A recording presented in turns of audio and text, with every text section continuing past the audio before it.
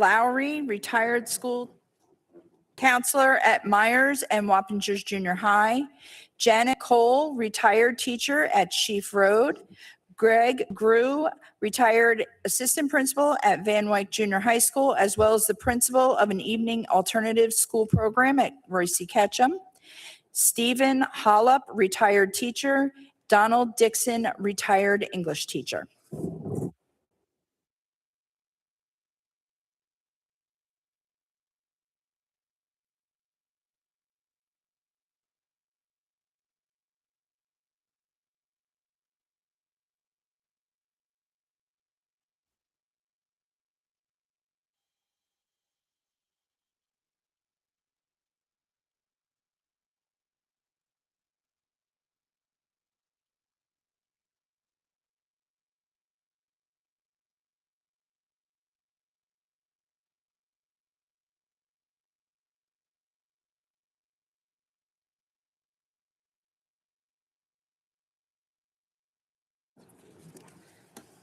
Thank you. 4.01 Regional Spelling Bee. Ms. Shanella?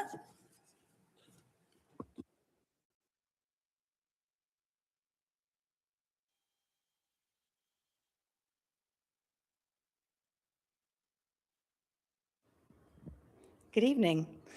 Good evening, everyone. My name is Jenny Schnella. I'm the Director of English and Social Studies here in the district.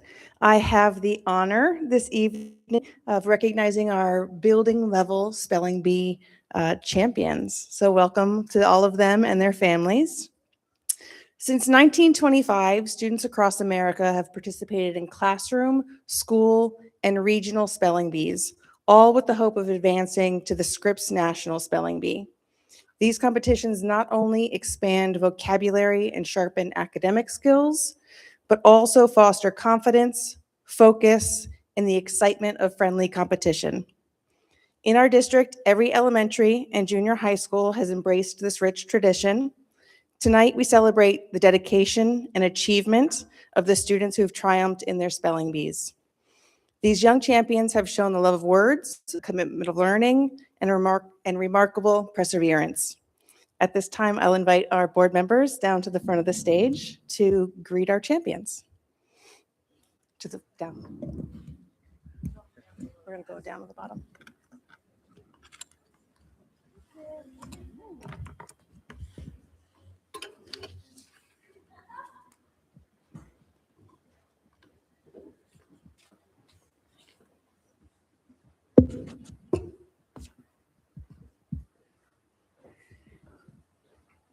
Richard, do you want to do me a favor? You want to hand them their actual certificate? I want to hand them their actual certificate. Make sure I'm getting to the right student. Yeah, their name's there. Gotcha. A couple of them are. Nope, they're going to come right. Okay, as I call your name, please come across. You'll be greeted by our board members and district leaders. You'll receive your certificate right here, and then please wait by the stands and we'll take your picture towards the end as a group. Our first champion from grade 5 in Brinkerhoff is Mahid Hassan.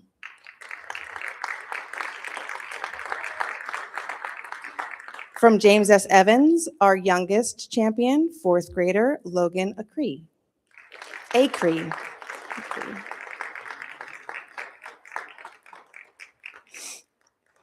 From Fishkill Elementary, 6th grader, Violet Uzo.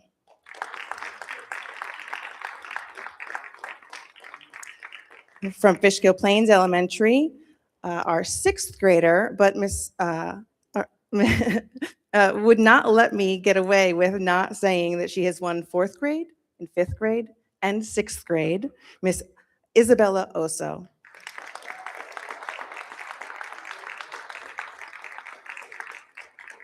From Gayhead Elementary, Amelia Simmons.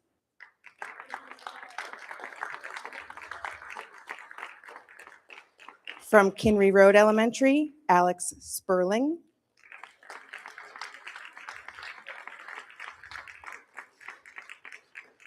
From Myers Corners Elementary, Liam Sanchez Ramos. From Oak Grove Elementary, Liliana Granesi. From Sheaf Road Elementary, Nathaniel Falahy.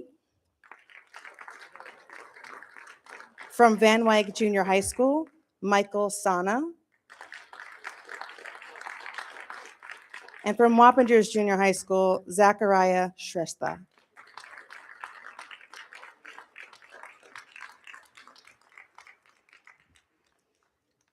Congratulations to all of the champions and their families. We'll now take your picture on the side.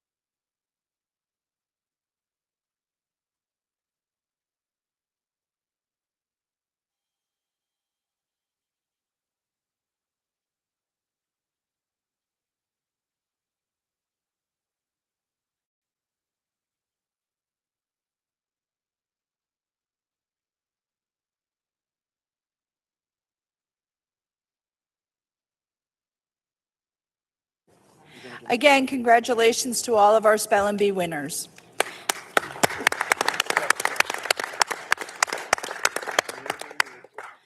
.01, it is our update on superintendent's recommended budget. Dr. Bonk? Thank you very much, President Johnson, esteemed members of the Board of Education and the Wappinger Central School District learning community. And I believe momentarily the screen will come down. Modern technology is a beautiful thing. Watch your head, Mr. Odoms.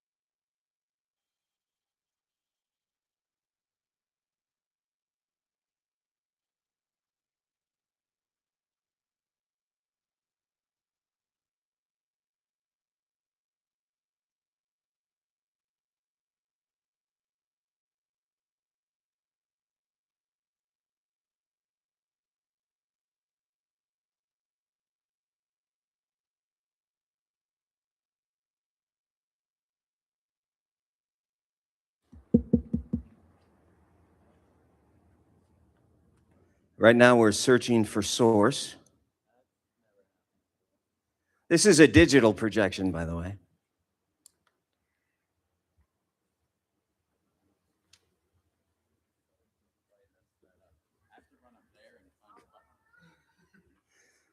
Put this on hold for a minute. We're experiencing technical difficulties, but I'm sure Mr. Okimo will get the situation rectified.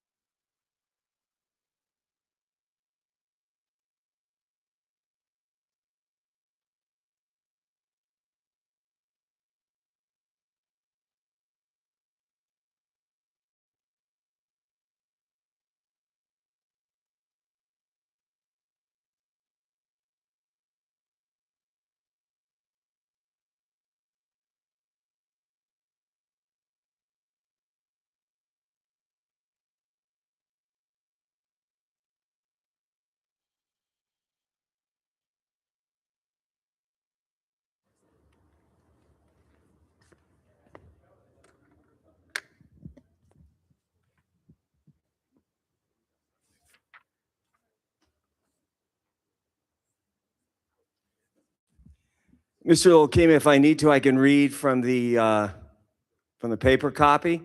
Will that be helpful? Okay.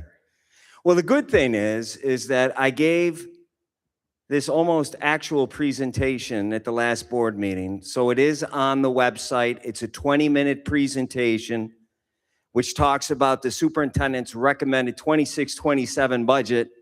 And as I've said before, it's really not the superintendent's recommended budget, it's our recommended budget. And when I say that, I'm talking about the entire community, our families, our students, our staff, community members. You have sent in information to budget@WCSDNY, and we appreciate that. Knowing what your priorities are for our school district as we continue to prepare today's students for those opportunities. And again, we're focused on today, but we're planning for tomorrow. So to go over a few key points, the 26-27 budget will continue with consistent programs and services. And in order to do that, we're going to be adding a human resources supervisor with all of the mandates and the statewide reports that we are required. In addition to that, based upon the Tri-States report and suggestions that we have received from our community as well as members of the Board of Education, I am also going to recommend a Director of Special Education position be added to the budget as well. In addition to that Human Resource Supervisor position. Remember, we said before, no staff layoffs in this budget. And for the 5th consecutive year, we will be coming in with a budget that will be below the tax cap. 5 years ago, I made a pledge to this community that when we had an opportunity to try to be as fiscally responsible as possible, we would do so. And fortunately, for the last 5 years, we've been able to come in under the tax cap. You may be aware that for the 10 years prior, the district went right up to the tax cap.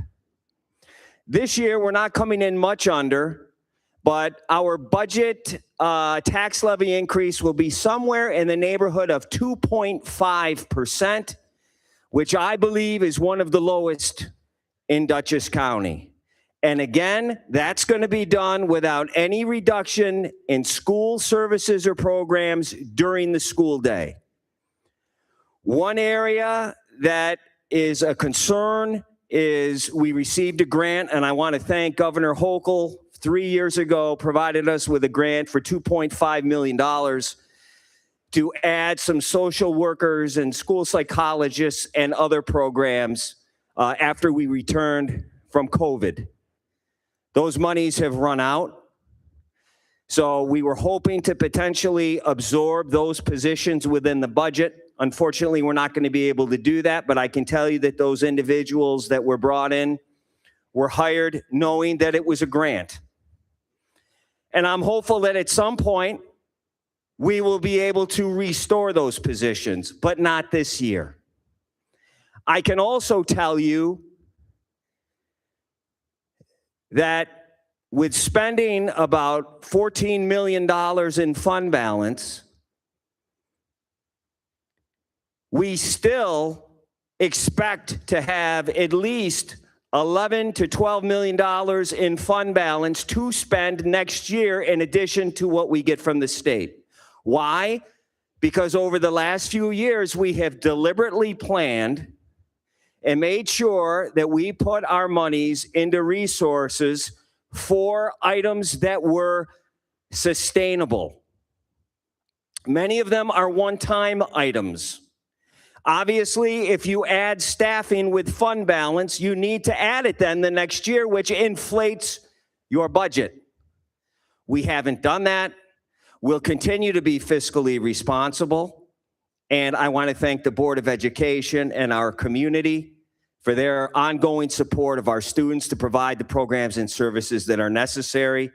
Again, I would refer you to the district website. You can click on the last, I think it's Deb, the last budget presentation on the front page, and you will see a 20-minute presentation that I gave 2 weeks ago. The only difference between that and this is that we've added one additional position, and that's Director of Special Education. That is based on suggestions from our community. The Tri-States report that we did 2 years ago that looked at the way that we provide special education programs and student services, as well as recommendations from the Board of Education. And with that, I thank you for your time.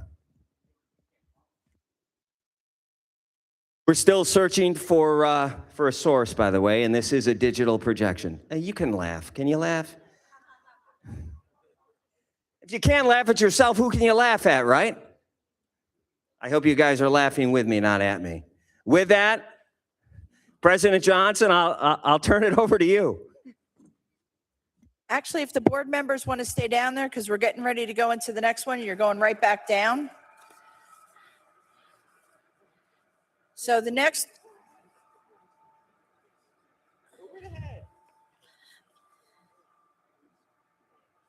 Okay. Before we go on to the BOCES budget, Ms. Kellen, you had a question. Unless anybody down there had a question, raise your hand. We'll bring you the mic down there. We can do that.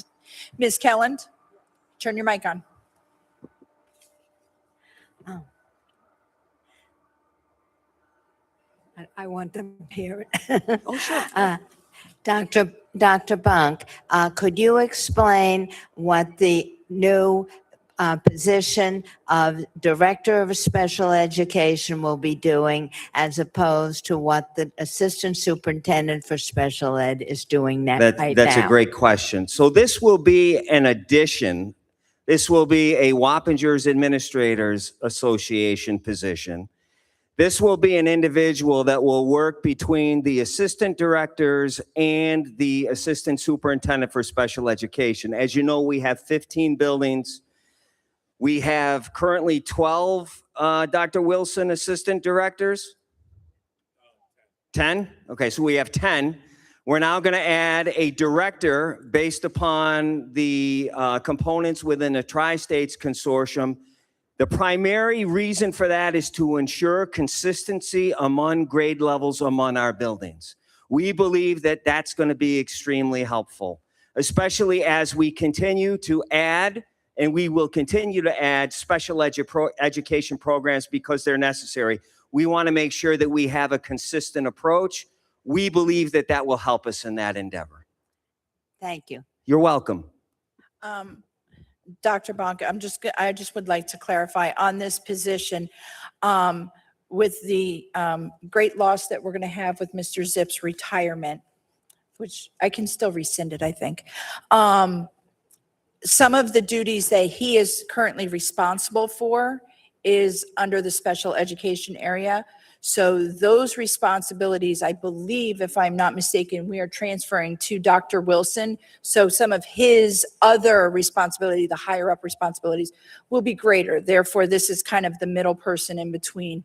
And it was definitely something that was recommended by Tri-State across the entire report. That is when we looked absolutely at it. correct. Yes, that is accurate. Yes. Can I give her a mic?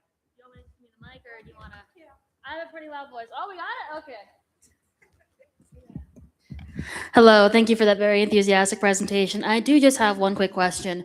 You mentioned a loss of social workers and school psychologists that were originally on a grant given by Governor Hochul after COVID. Can you please describe, just in a little bit more detail, what the loss of these people might mean for the workload of our current counselors and the psychologists so that we are keeping Sure, them staffed? I will turn it over to Mr. Zip, who's our Assistant Superintendent for Student Services. He can explain a little bit more about that. When this grant came through, it was announced with tremendous fanfare because it provided us with resources and services that we needed. And my hope is that in the future, albeit not this year, once we go through the restructuring of the special education department, which we're currently going through. We're going to be adding a director of special education. Dr. Wilson is going to assume more duties. We eventually can look to place some of these positions back in the budget, but we need to evaluate where we are with these positions not being in. We need to see if the current staff that's currently in those positions, because we've changed systemically, are able to meet those needs. We believe that they are, and I'll turn it over to Mr. Zip. Mr. Zip? Thank you so much. Think back to COVID about four or 5 years ago. The district did a great job adding student support services staff to the budget. And these are all tenure track positions. And what we did over that time period, excuse me, was to ensure that they could serve the greatest needs. So we had a lot of people put into buildings and kind of shared responsibilities. So we had a couple of school psychologists. They would support, say, Van Wyck Junior High School for 2 days a week, and then John Jay High School for 3. So once again, trying to make sure we had those 16 positions support as many people as possible. With the addition of the Recovers Grant, what we did was, once again, follow that same philosophy. So for example, using the secondary schools as an example, the 2 school psychologists supporting the 4 secondary schools, each one of those moved up to the high school to be just focused solely in the high school. And then the grant money was used to backfill that position at the middle school, once again, giving each school just some additional support. So right now with the grant, we have 3 school psychologists in it, 2 social workers, and a CAPE counselor, as well as 2 behaviorists from a partnering organization. Thank you, Mr. Zip. And I think it's important to point out that within the last 4 years, Dr. Bonk, can I just motion to add 5 minutes? Mr. Lumi is second. All in favor? Unanimous. thank you. Within the last 5 years, Mr. Zip, within the last 5 years, how many staff have we added to our pupil personnel services, meaning collectively, totally as a group? So you mentioned 4 through the grant. How many in addition to that did we add? Okay, so nurses, psychologists, social workers, school counselors, speech, and OTPT, that's a student services department, probably 25, 30. I mean, we've added in the last 5 years, I think, 8 or 10 nurses alone. So if you take collectively, the district has done a great job of supporting post-COVID the student support services department, upwards of about 30 individuals. And Winter, the reason that I mention that is I think it's important to give that historical perspective that the funded positions did not just come through the grant, although the grant funded positions were extremely helpful. We've totally transformed our system as much as we can, and we'll continue to look at that as we move forward. Great question. Thank you.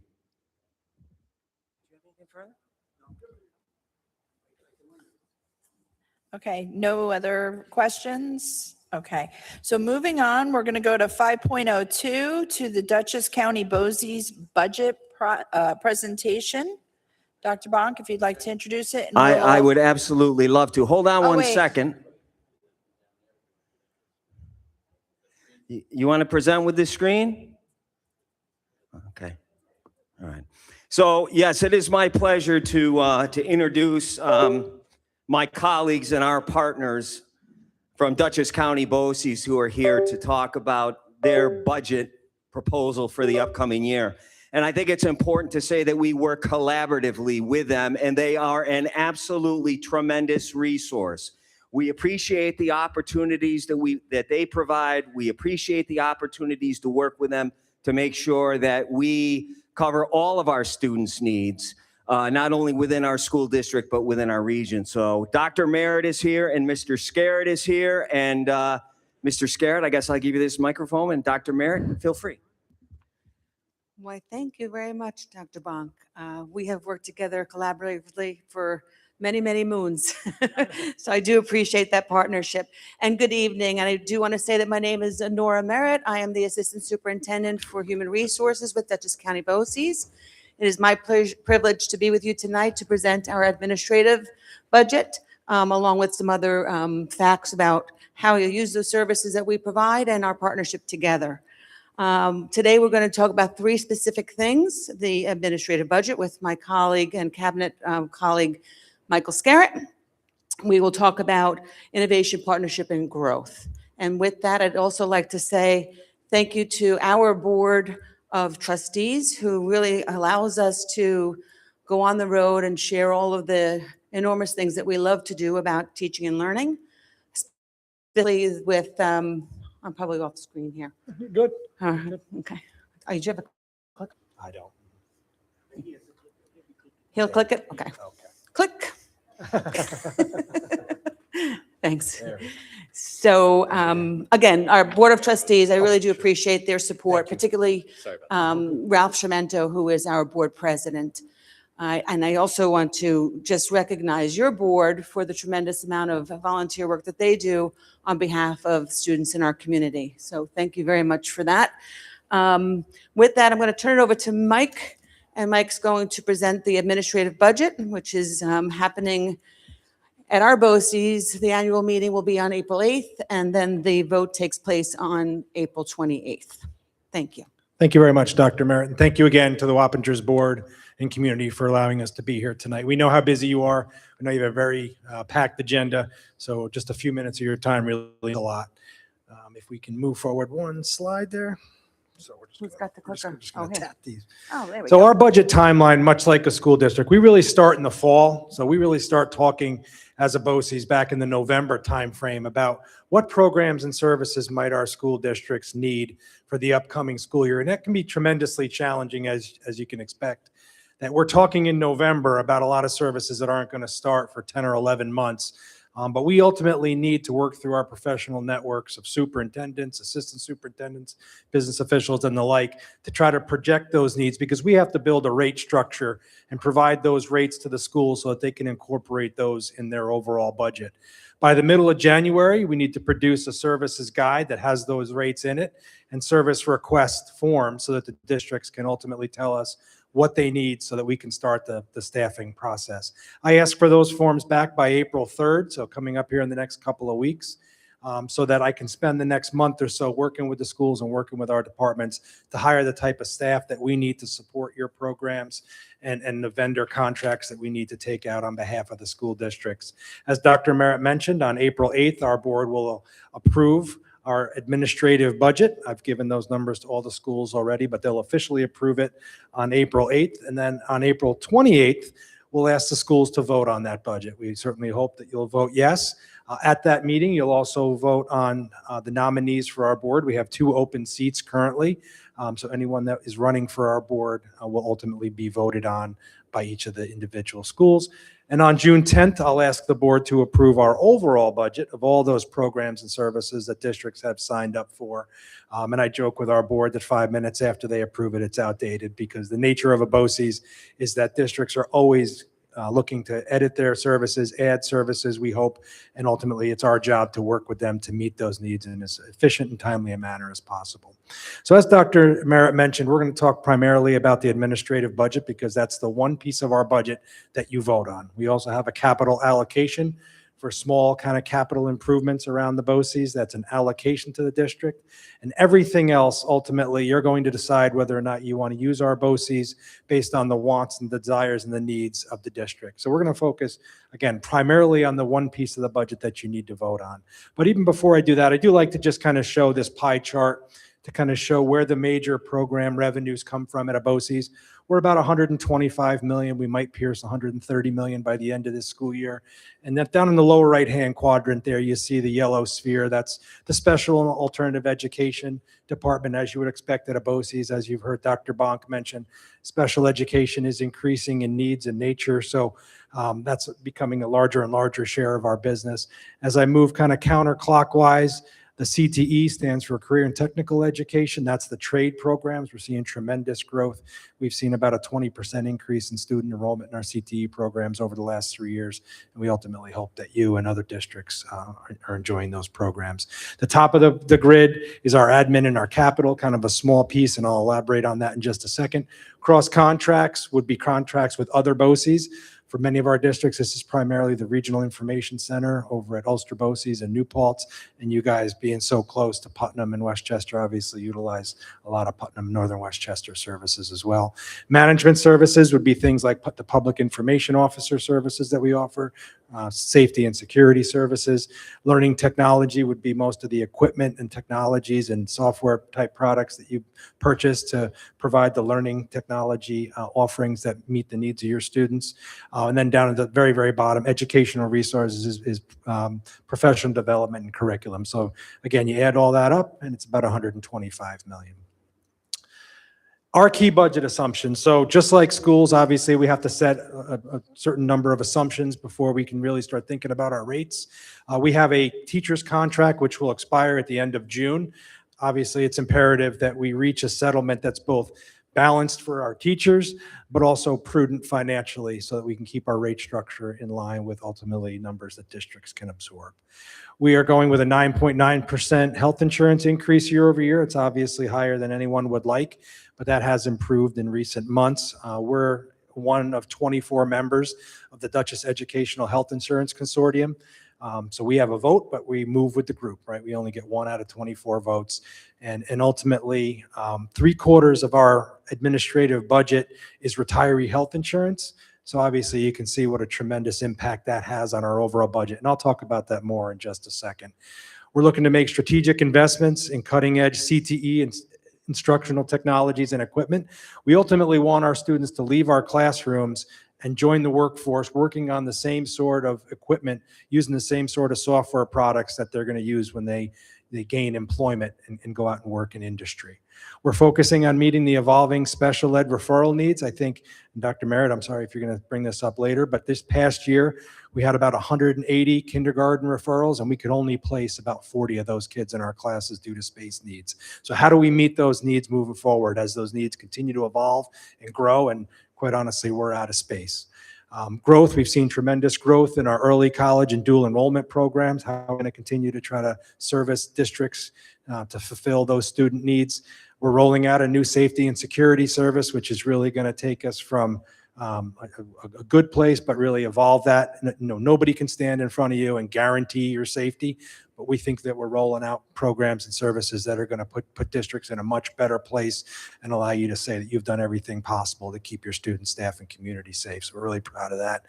And then obviously I talk about BOCES and a growing kind of service needs throughout the year. We do have some static areas, and it's our job to maintain the same discretionary spending controls that school districts would have, where you have more of a finite budget and you really have to watch every penny. In areas like that, we need to make sure that we're having the same kind of cost constraints that you guys are. Our administrative budget, as I mentioned, 3/4 of this budget is retiree health insurance. So by law, regardless of where the employee sits during active employment, they must move into our administrative budget when they retire if they're eligible for health insurance. So you can see on the screen here that our budget to budget increase is 4.14%. The two pieces of that, and obviously there's many line items within an administrative budget, but I've tried to distill it down to the big groups. The non-retiree administrative expense up 1.09%. So again, we've tried to really control our controllables. And this would be the active staff. This would be the superintendent's office, the Board of Education, HR, business office, deputy superintendent. So kind of the central office folks in the BOCES. Again, 1.09% year over year. And the retiree health insurance and Medicare reimbursements, 5.23%. So I showed you a slide just a couple seconds ago where it's an average increase of 9.9%. Between the Medicare plans and the non-Medicare. Thankfully for us, most of our retirees are Medicare eligible, so there's a slightly lower rate from DHIC for that. So we've been able to maintain that at 5.23%. You put the two together, it's 4.14. On the revenue side, from a BOCES, we have two primary sources of revenue. We don't have the ability to tax. We don't get state aid. Our two revenue sources come from charges to component districts and other revenues. Our other revenues are really two sources. One, we receive a payment from DHIC to be the lead financial advisor. So we provide all the financial book work. So we receive a payment for that. That's about 1/3 of that other revenue.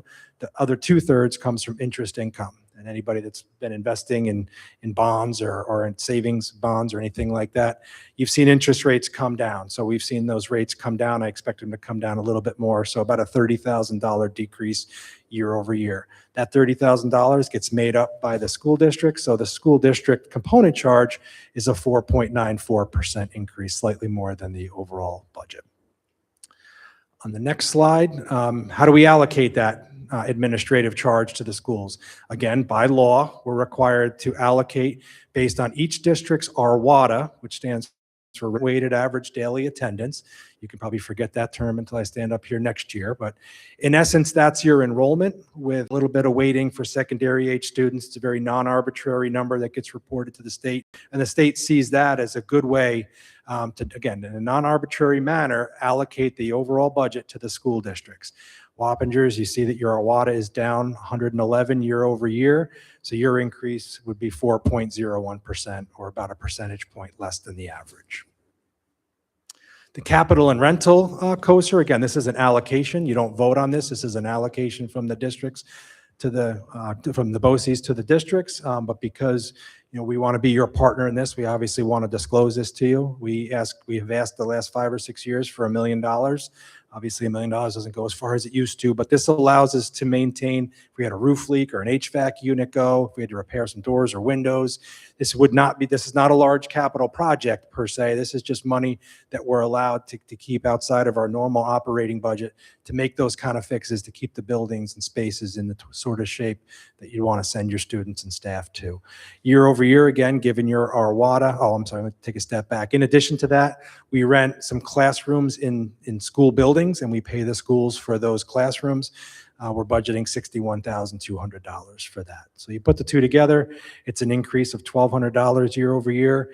Given your drop in RWADA, you're actually down $2,382 year over year, or down just about 1 percentage point. I also, my last financial slide, I like to show, what was your kind of contract with the BOCES the year before, and what money did you get back on that investment in two forms, right? So you had just under a $21 million contract with BOCES. Of that, you received back a little over 1.2 million in surplus, and surplus would be any revenues in excess of expenses.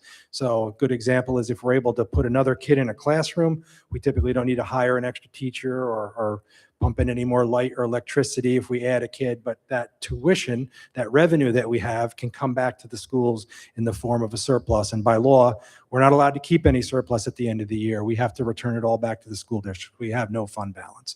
So in July, we start fresh every year, and that's kind of what makes it exciting and fresh for the BOCES. So you received a surplus back on what you spent with the BOCES of 1.2 million.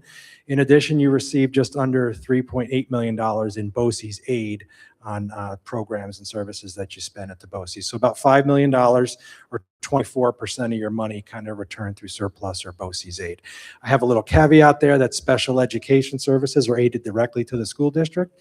So it's actually quite a bit, probably higher than 24%, but I don't have visibility to exactly what you got back special education services, so I don't want to include that here.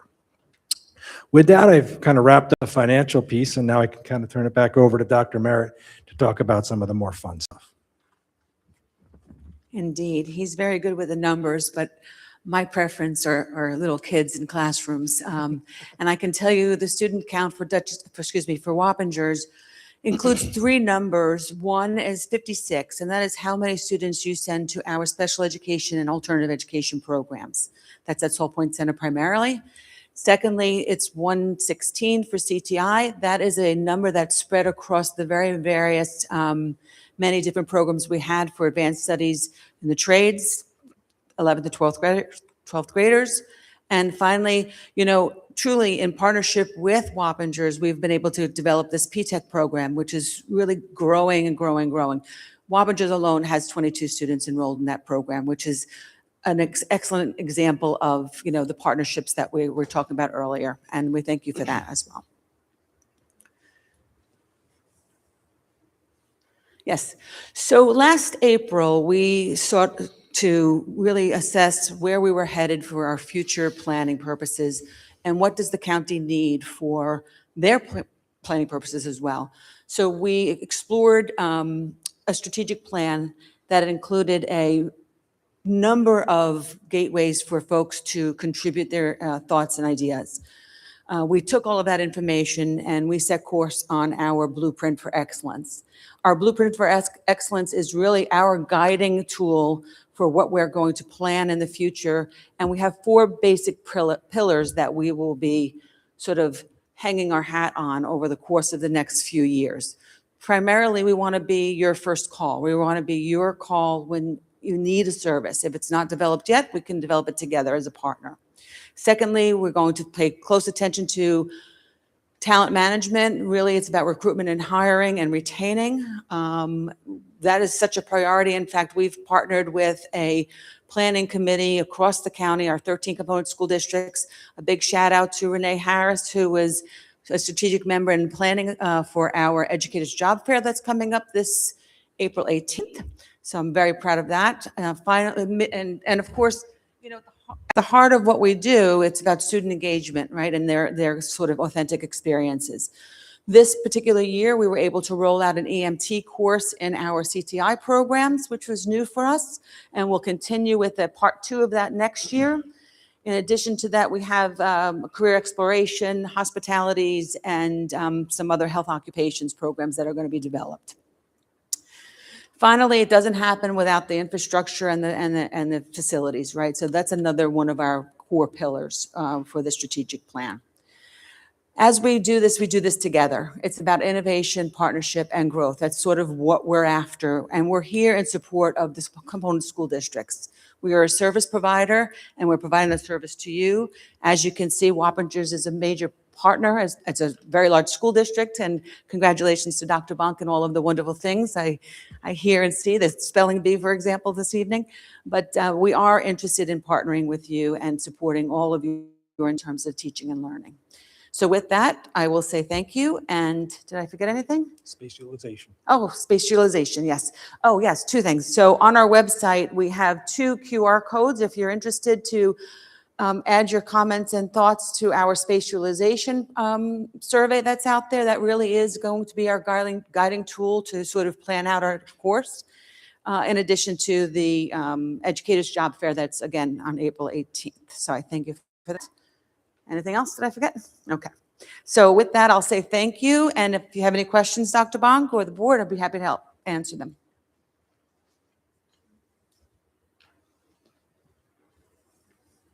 Seeing none? So moved. So moved. Thank you very much. Truly, thank you. Thank you, It's Dr. always- Merritt. It's always a pleasure. Thank you. Mr. Scarrett, thank you. Thank you very much. Thank you to our friends at BOCES. Thank you. Sorry for all that. You hit a play this weekend. Lost the remote.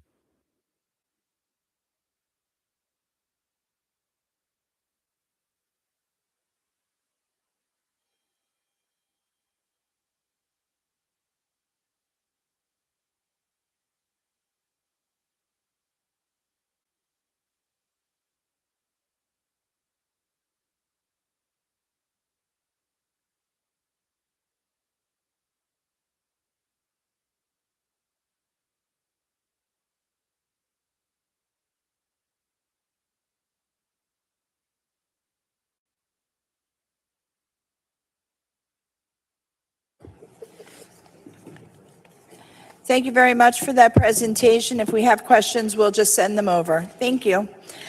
I'd like to go back one quick item. One of our students was able to join us, and Ms. Chanelli, if you could please help us out with this last thing. We'll have him come up on the stage this time, okay, Jen? Okay, we have one more student we want to recognize from Brinkerhoff, 5th grade, Mahid Hassan. Mahid, we're going to welcome you up to the stage.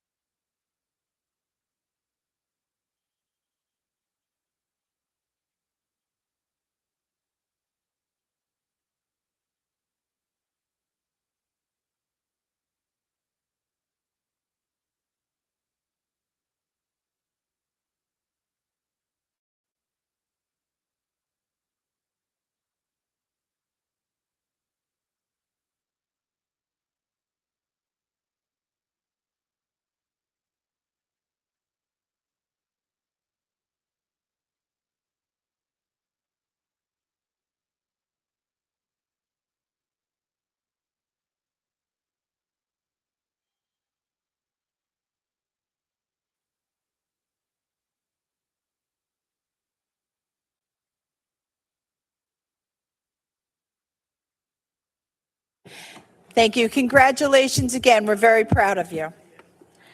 6.01, public comments on agenda items only. Seeing none. 6.02, communications and announcements received by the Board of Education.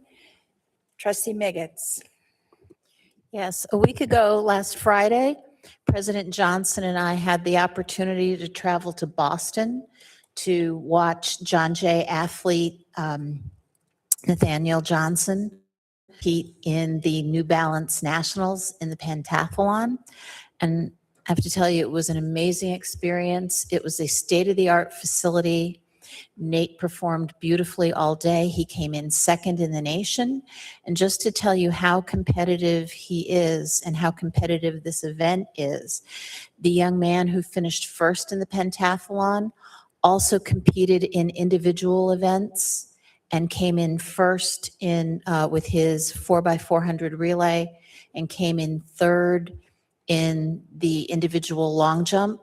And if he had jumped the same distance he did in the pentathlon long jump, he would have tied for first in that event. And so our athlete, Nate, was very, very competitive coming in right behind him. And we would like to congratulate Nate. Anyone else? Mr. Lumia? First of all, I'd like to thank the Wappinger Rotary for all they do for our students. In particular, last Thursday, President Johnson asked me to attend that meeting, and they recognized 4 students. One, Viviana Diamond from Wappinger Junior High, Madeline Sneed from Evans, Luca Caporetto, who happens to be my grandson, from Sheaf, and I don't know why, but, and Samantha Rodriguez from Sheaf Road. So I'd like to congratulate all those students, in particular what the Rotary does. In addition, I'd like to congratulate all the actors in the Legally Blonde at the Wappinger Junior High. These kids are incredible. Not only could they sing, the choreography was fantastic. I mean, just to remember all those words, I just cannot imagine the memory these kids have. So I'd like to congratulate them, and also like to thank the advisors for the great job that they did. So that's it. Mr. Morgan wants to has a comment to make. Oh, Mr. Capillari wants to make a comment. Go ahead, Virgil. Oh, what? Mr. Not gonna say Capillari, would you Virgil. like to speak Not about that next? particular topic, Mr. Lumia. However, back to regular programming. As we're wrapping up Women's History Month, I had a really interesting experience last weekend where I got to meet a true legend and real gem to this nation. For those of you who don't know, her name is May Cryer. She is one of the original Rosie the Riveters. She turned 100, and I got to spend an afternoon graciously welcomed into her home and listening to her fascinating stories. Just to tell you how impressed I was, she not only lives alone, she drives a pickup truck and still does her own grass. She is a true Spitfire that really embodied the spirit. Talking about the time frame she went in, she was amongst the original, like you said, cadre of Rosie the Riveters, and she was actually a riveter. She had the opportunity to work on over 5,000 B-24 and B-29 aircraft while her husband was fighting in the Pacific. As a token and gift, when she learned that my affiliation with the school district here, she wanted me to present a gift to the school from her.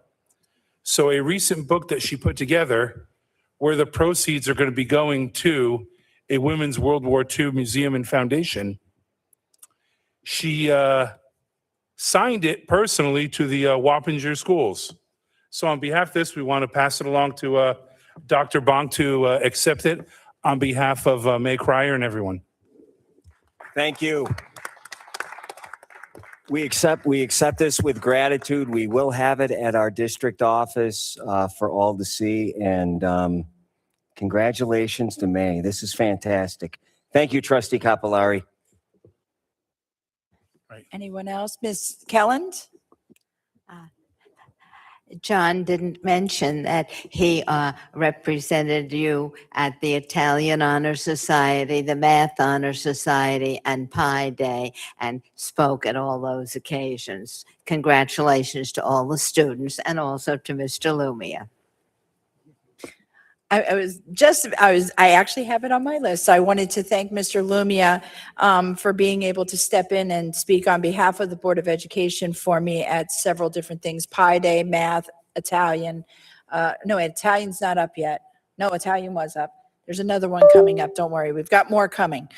I'm not fluent in Italian. I do hear Mr. Lumia knows a little bit about it. So that's why I felt he was much more of a better expert to speak on these behalf of that. That being said, on top of Nate, Nathaniel also broke several state records during the pentathlon for New York State. Even though he did not take the top spot, he broke the New York State records. And he also took the New York State record overall for pentathlon. Coming in second, he still beat the overall state record for pentathlon. I have to say that Mr. Herman had a very, very busy last couple weeks, both with the track nationals, and I would like to say that there was several others that finished quite well besides Nate. Hold on, let me get the right one. All right, that's the math one. He had quite a few emails to us with all the different names. So Kyle also went to New York City's competition. And from my understanding, he did not win, but he did place and he did well. There was also the bowling championship that was going on for state as well, the same time.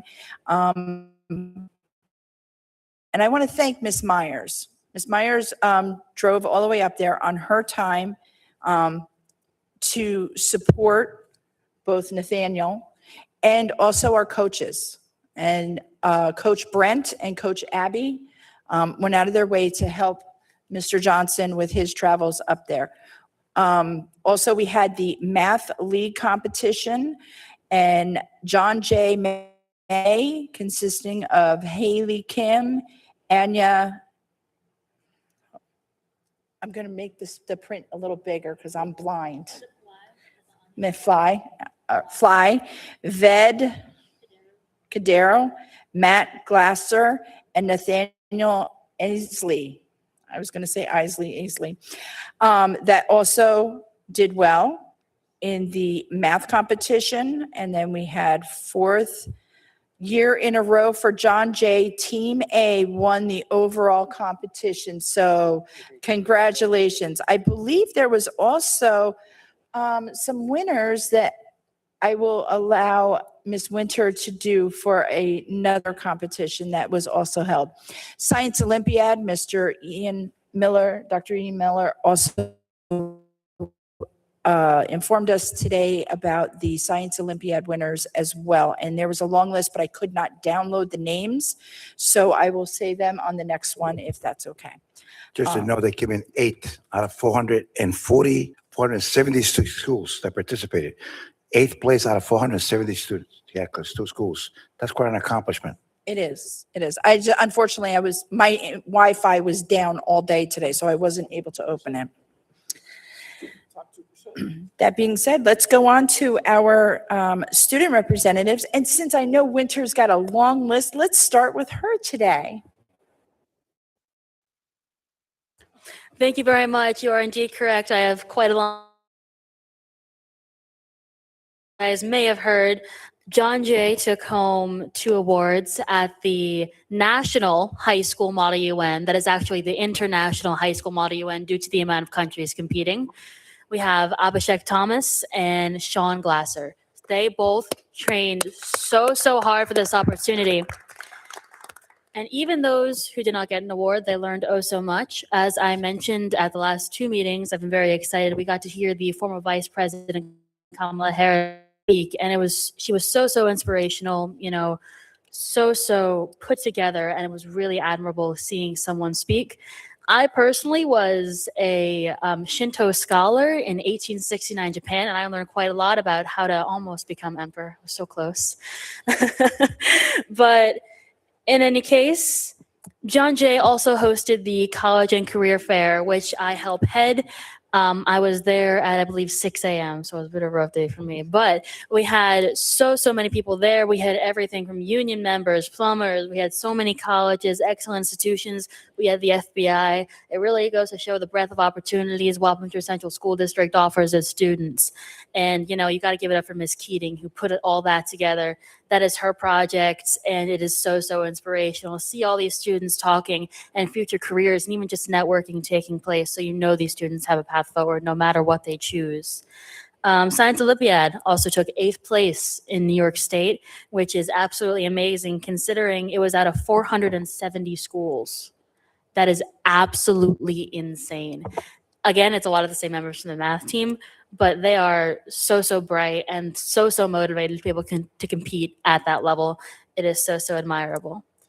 Tomorrow, in honor of Women's History Month, we have an event taking place during the day. I believe is periods 4 through 7. I believe I might be mistaken, but it is all about different women that have taken an inspirational role in history, and we have one speaker per each period speaking about different aspects of women's empowerment and such.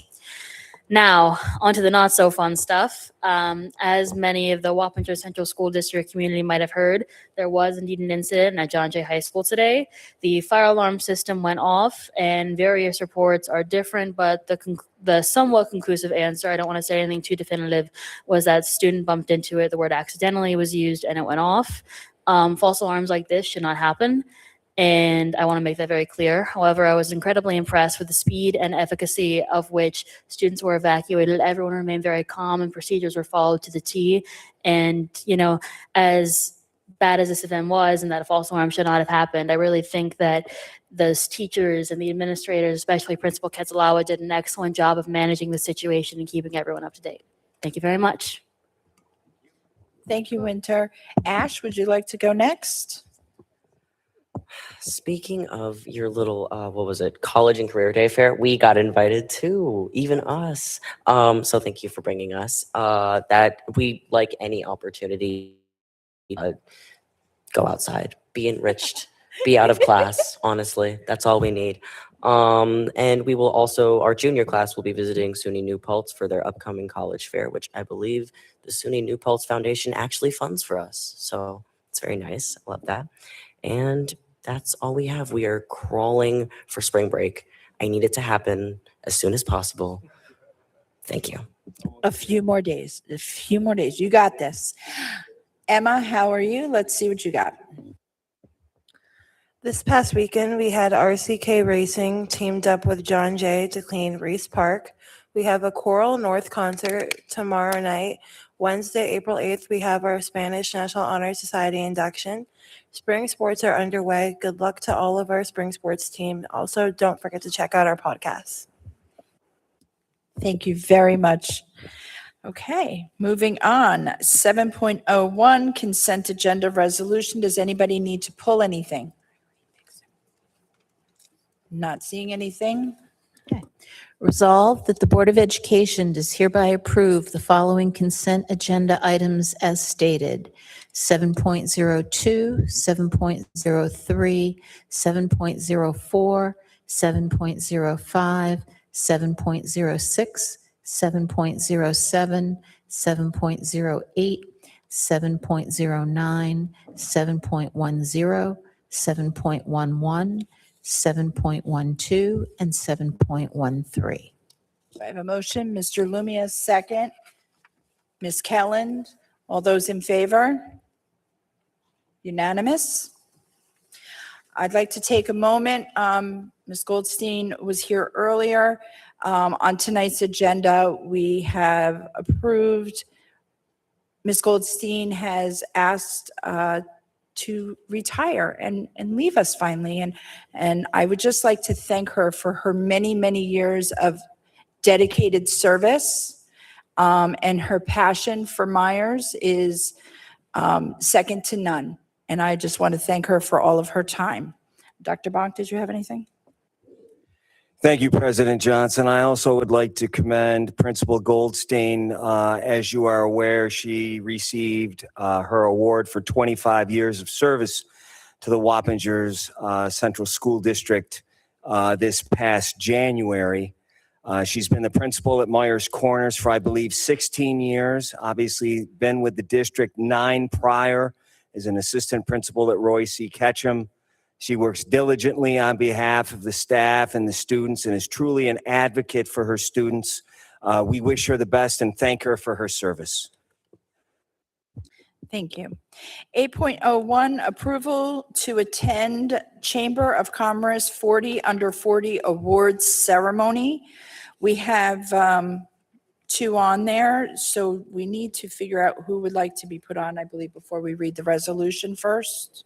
Read the resolution or ask who wants to be put into it. Okay. Who would like to go to the 40 Under 40? Ms. Miggets, myself, Mr. Morgan.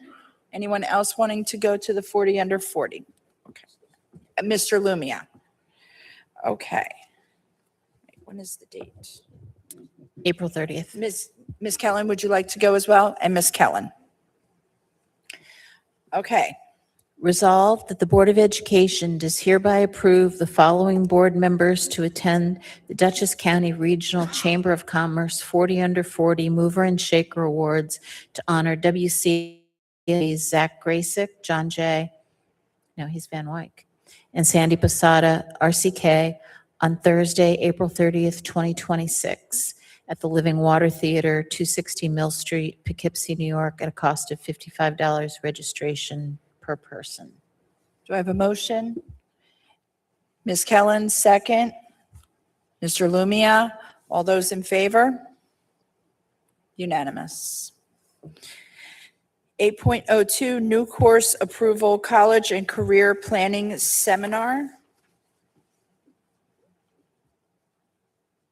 Do you want to do the presentation first? Dr. Cardwell?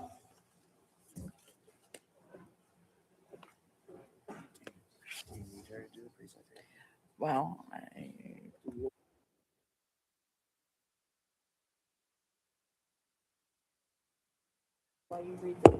Sure. Resolved that the Board of Education does hereby approve the following new course for the 2026-2027 school year as detailed in the information provided. DCC will cover the cost of the DCC credit for the pilot year 2026-2027. The course College and Career Planning Seminar will be approved annually by the Board of Education, College and Career Planning Seminar, Department of Business. motion? Ms. Kellen, second, Mr. Lumia. Does anybody have any questions regarding this, or do we need Dr. Cardwell to do the full presentation, or does anybody have any questions on this? Mr. Odoms? How will the students be selected into the, to take the course? Do they just sign up or do they have to be sponsored by another teacher?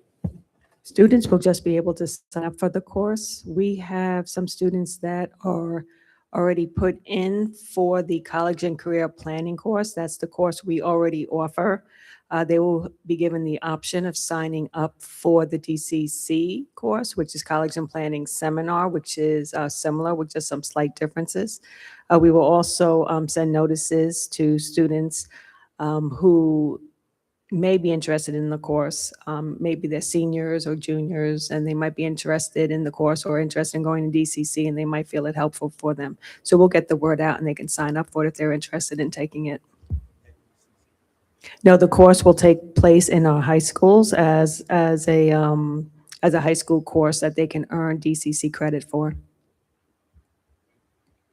Ms. Kelland?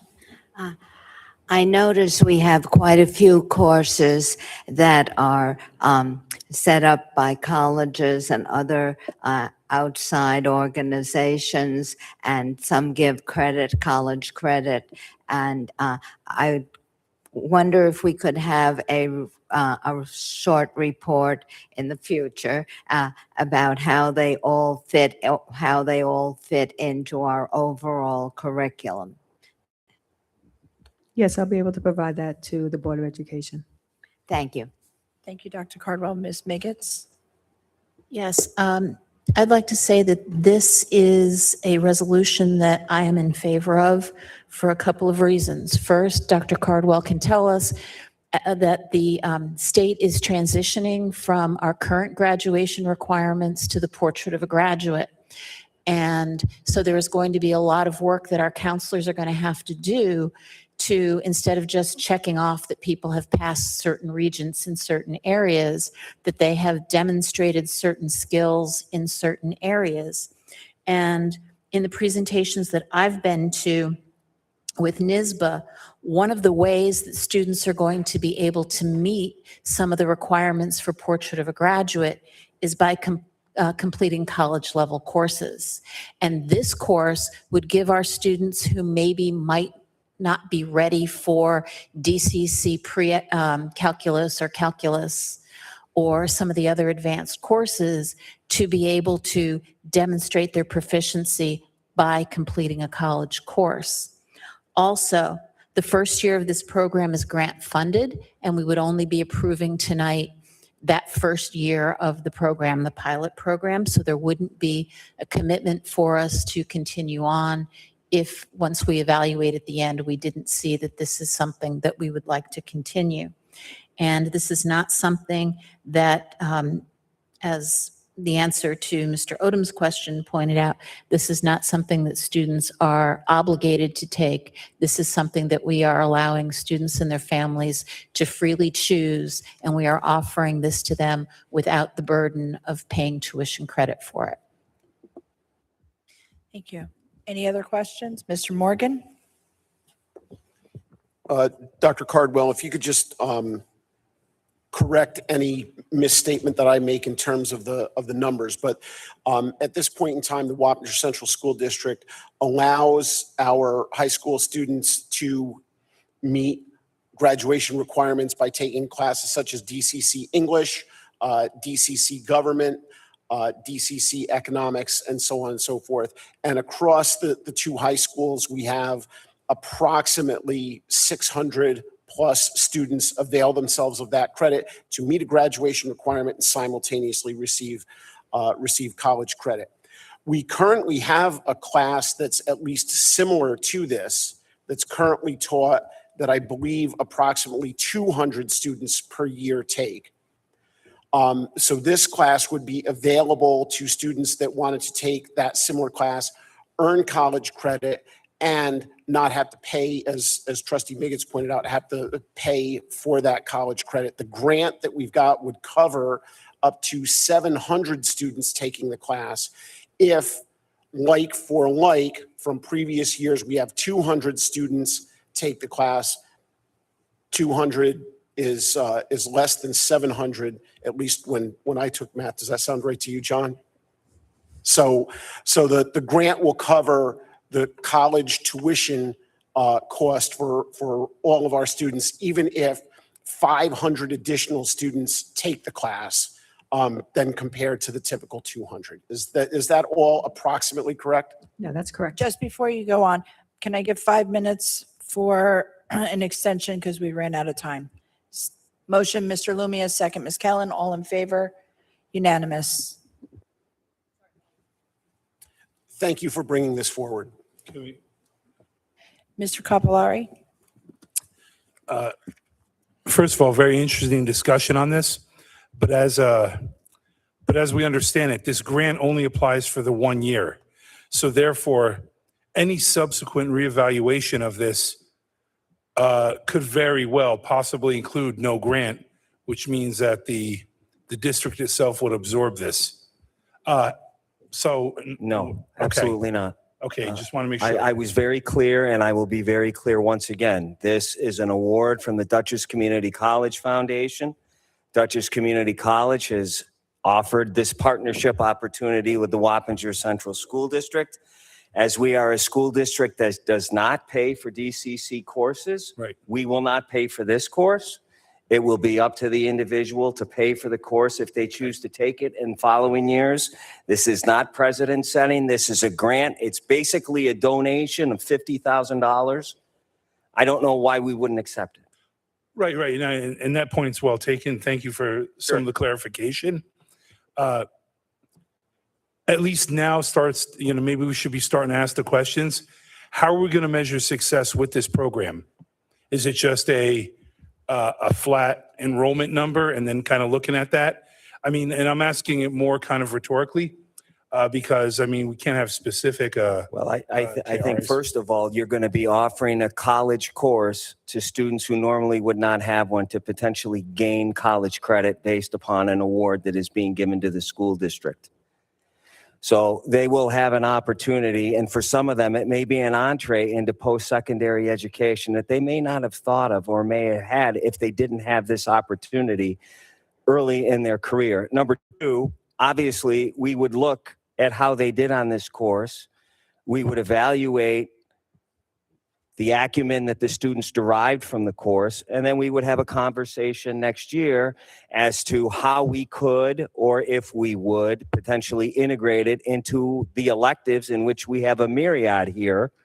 So my feeling is, based on what I understand of this, this will be a pioneer type of program throughout New York State, in anticipation of the portrait of a graduate. We don't know exactly what it's like. We think we have a good idea. We want to be ahead of the curve.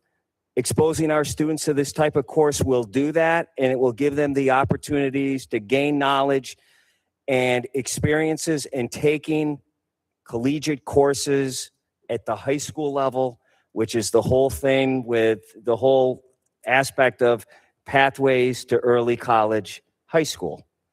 And that's where we're seeing the state move with Portrait of a Graduate. So I'm confident that this program is going to be successful. The question will be in subsequent years, how is it funded? We simply don't know. But to the question, is it sustainable? Yes, it's sustainable now because it's through a grant. What's it going to look like next year? I'm not exactly sure, but we'll have to make that decision then. I don't want to potentially not do something and then say, well, how is it going to potentially be funded next year? Rightly so. Thank you. Did you have anything? Okay, that being said, can all those in favor of this course? Mr. Lumia, unanimous. Thank you, everyone. 8.03, approval of legal notice for May 2026 budget vote and board member election. Resolved that the Board of Education does hereby approve the legal notice for the May 19th, 2026 budget vote and board member election as stated. Motion, Mr. Lumia, second, Ms. Kellen. All those in favor? Unanimous. 8.04, second reading and adoption of policies. Resolved that the Board of Education of the Wappinger Central School District hereby approves the second reading of and adopts the following policies based upon the first reading by the board and the recommendation of the policy committee as stated. Motion, Ms. Kellen, second. Mr. Lumia, all those in favor? Unanimous. That was it, right? 9.01, we don't have anything to add to the agenda. 10.01, comments from the public.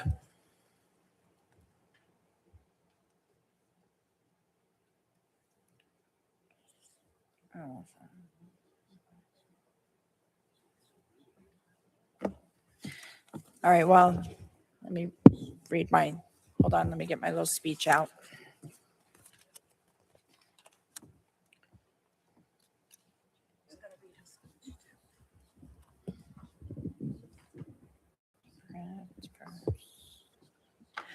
Ladies and gentlemen, we are about to listen to public comments. Although state law does not require us to hold a public comment period, we have chosen to do so because we believe it is crucial for us to hear from our community members about their concerns and issues. The board is here to listen. The public comment period is not designed to be a debate or dialogue. Please do not expect the board to respond to your concerns and questions tonight. We take your concerns and questions seriously and want to have sufficient time to process and research issues. if need be. Any questions from the public should be submitted through the use of the public comment form, which may be obtained online or at the desk with the district clerk. We will have the proper staff member get back to you as appropriate.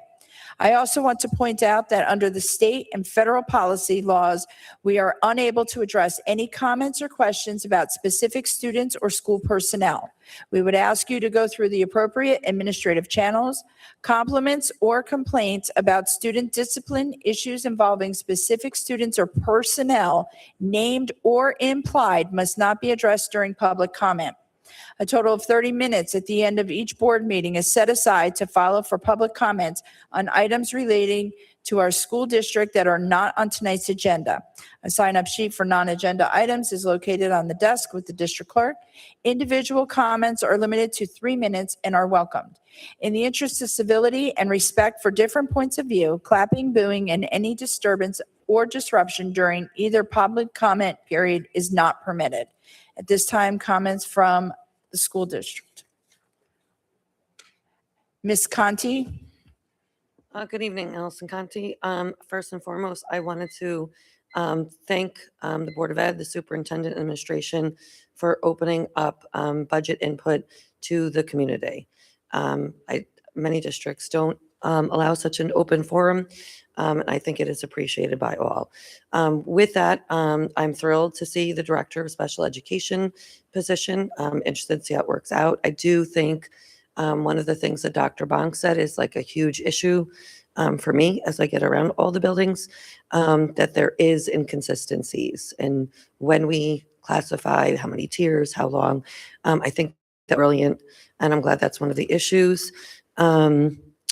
I do hope it does give the opportunity. I think it's unfortunate just via the caseloads that I see more out of district placements than the admin that placed them in.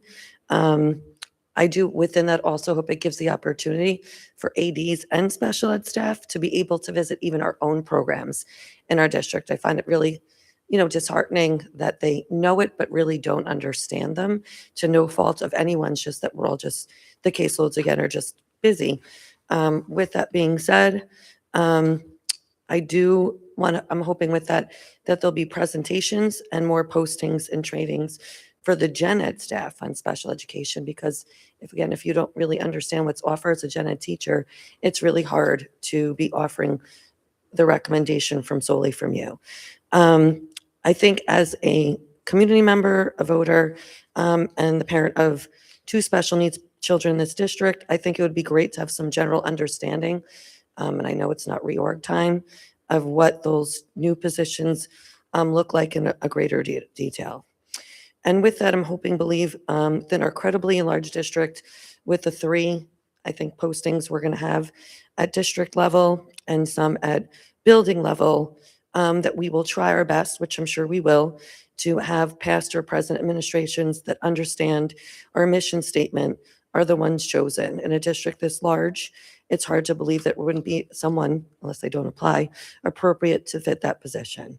I'd like to acknowledge the hard work of the children in this district, and I'm hoping that the district can find an appropriate, and I know it's technical and hard and legal, way to give these children the same spotlight that we do for spelling bees and football stars and bowling teams, and honor society, and I could go on and on. Additionally, I'd like to congratulate the unified bowling team on a successful season and publicly acknowledge, with no names, one administrator in the district that took just 10 minutes to stop by. And the kids responded, I have to be honest, as if a movie star walked. I was asked to take pictures. I was told by one student that normally writes 3 sentences in her gratitude journal that she was going home to write 3 paragraphs because it was I'll be done in 5 seconds, the best day of her life. The basketball season is starting soon, and I say this so respectfully and sincerely. There is a fill the stands day. I'm sure that some of you will attend, but I would also appreciate if you consider the ones there isn't a huge audience. I think it's lost sometimes how important, when someone as special as all of you come to visit them. I had a parent give me pictures because he was just blown away that someone came to visit children. I thank you all. I do know you care. It's my job to advocate for all the little ones. Thank you. Thank you. Okay, 11.01, motion to adjourn. Resolved that the Board of Education does hereby adjourn the March 23rd, 2026 Board of Education meeting. The time is 8:52. Motion, Mr. Lumia, second. Mr. Odoms, all in favor? Thank you.